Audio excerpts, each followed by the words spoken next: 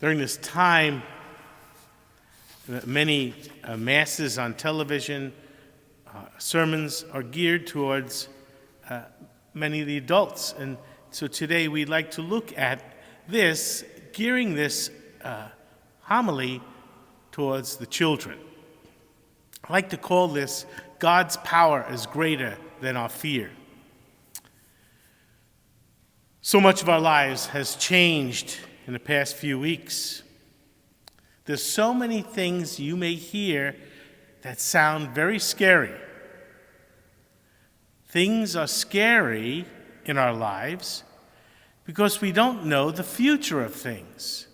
We don't know the result. Why are things scary?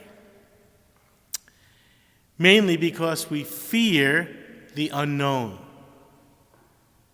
Think when you first went to school, the very first day you went to school, or had to do something that you weren't comfortable. Maybe you had to give a talk in front of the class, or maybe you did some type of a play in school, and you were nervous, very nervous. The first day of school, you're very nervous, you're scared.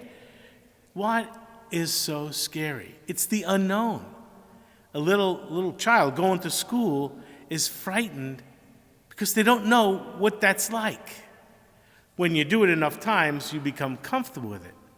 On the other side of fear, there is freedom. We forget that. We forget that times that we've done things because we were and were frightened by it, the more we did it, or the more we knew it was going to happen, it became an act of freedom, not an act of fear. We are faced with choices in every single thing we do. We could focus on what frightens us or what gives us hope. Every situation has at least two choices, and some of those situations have more than two choices. What's scary and frightening we could look at, or what has life and hope. Every choice we make has both of those results, either scary or frightening or life-giving and hopeful. In the gospel today, we heard the story of Lazarus. Lazarus died. Lazarus was a very good friend of Jesus. He was very close with Martha, Mary, and Lazarus. So Jesus was faced with a very scary situation. It wasn't Lazarus' death that he was faced with. It was, if he goes back to Judea, which is right where Jerusalem is, he could die because the last time there, the Jews tried to stone him. And so that was not a safe place. His love for Lazarus, though, was greater than his fear of his own death. His love for Lazarus was greater than his fear of his own death. No one understood or believed in what he was going to do. He did not heal his friend, but he waited till his friend died. When he first got the news about Lazarus, Lazarus was dying. He wasn't dead. Jesus chose to wait a few days. He needed for the people to see a power greater than they thought he should do. They thought he should do things immediately. Fix this. They were controlled by their fear and sadness and wanted him to fix the things now. Fix it now. Sound familiar? Maybe some of our prayers have been, God, do something now. Jesus brought them faith and hope in something greater than his fear. He commanded Lazarus to come out, and he brought Lazarus freedom.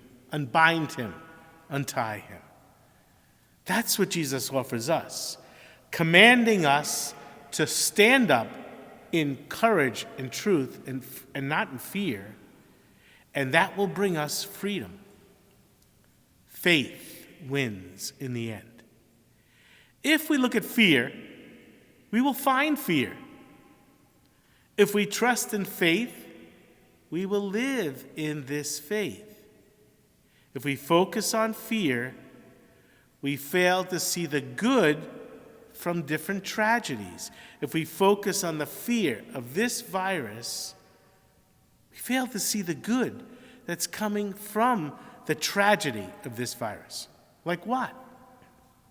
Well, for one thing, the medical world is making huge advances in research and health, even discovering new ways to deal with other viruses that might come along. The city of Venice, Italy, which has boats in their little rivers going through the city, for the first time in so many years, the water has become clear that they could see the bottom of the river. Why? Because there are less boats, because everybody has been told to stay at home. The water has become clean. The air quality throughout the world is 25% cleaner in 2020, right now, than it was last year at this time. People from all over the world are working together. Families in your family are spending more time together. Maybe you're learning new ways of playing. Maybe you're learning new ways to be with your parents, and they're learning new ways to be with you. Celebrities, athletes are donating so much money to help so many people. Maybe you could think of things that you can do or have done. Make phone calls to friends rather than just text them, to call them so they could hear your voice. Write a note to your teacher. Maybe write a note to your parents, telling them how much you love them or you miss your teacher. Maybe there are some kids in your class who you haven't seen in a couple of weeks and might not see for a few more weeks, that you want to let them know how important they are to you. Maybe you know somebody in your neighborhood that's alone, but they can't have visitors to say a prayer for them. These are values that we have taken for granted and have forgotten, and have been things that we've done so much in our life, but a tragedy heightens the things that we really should do or have values. Just remember this: God believes in us. He knows our tragedies. This is not new to God. But what he wants to do with this tragedy is bring us together. That's what God knows about us. He believes that we can do that we can love each other, because he's given us that ability. God never caused the virus. It entered into our world by a human mistake. But God enters into our crisis and begins to turn us around in his time, just like he did with Lazarus, in his time. That's the faith he has in us. He believes we will be patient and that he will turn all this around. All he asks from us is to believe that his power will overcome all of our fear. Don't worry, God is with us.